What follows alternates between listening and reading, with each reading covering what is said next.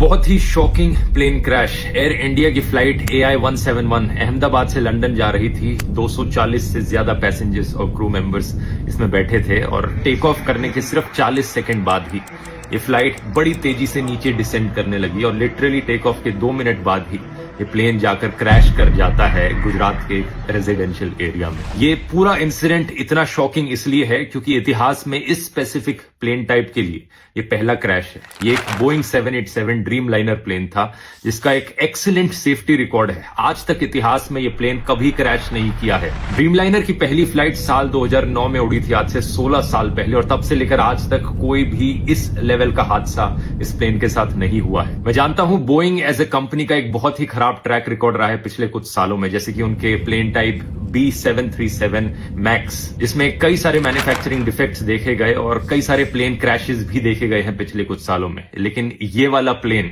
वो नहीं था। इस प्लेन का स्पेसिफिक कोड नंबर VTANB था, जिसे आप इंटरनेट पर जाकर सर्च करोगे तो सारा डेटा मिल जाएगा। ये 11 साल पुराना प्लेन था, कोई ज्यादा पुराना प्लेन नहीं था। ड्रीम लाइनर्स का लाइफ स्पैन 20 से 30 साल तक का होता है। जो पायलट इस प्लेन को उड़ा रहे थे, कैप्टन सुमित सबरवाल, उनका खुद का भी 8200 फ्लाइट आवर्स का फ्लाइट एक्सपीरियंस था, जो कि बहुत अच्छा होता है, तो पायलट भी इनएक्सपीरियंस नहीं थे। अगला सवाल आपके दिमाग में आएगा कि क्या वेदर खराब था? ऐसा भी नहीं था। 1:30 बजे दोपहर के ये क्रैश हुआ। वेदर कंडीशंस अगर देखी जाए तो लगभग 40 डिग्री सेल्सियस के आसपास का तापमान था। कोई ज्यादा तेज हवाएं नहीं चल रही थी। विजिबिलिटी जो थी बहुत ही अच्छी थी, 6 किलोमीटर से ज्यादा की विजिबिलिटी। तो ऐसे में सवाल उठता है कि यहां प्रॉब्लम कहां पर हुई। इसका असली जवाब हमें जल्द ही पता लगेगा। अभी प्लेन के ब्लैक बॉक्स से इंफॉर्मेशन को रिट्रीव किया जा रहा है, लेकिन मोस्ट लाइकली ये पूरा हादसा एक बहुत ही भयंकर टेक्निकल फेलियर का लग रहा है। क्या यहां पर कोई इंजन फेलियर हुआ है मेंटेनेंस फेलियर की वजह से? इसका असली जवाब तो हमें तभी पता लगेगा जब ब्लैक बॉक्स को रिट्रीव करके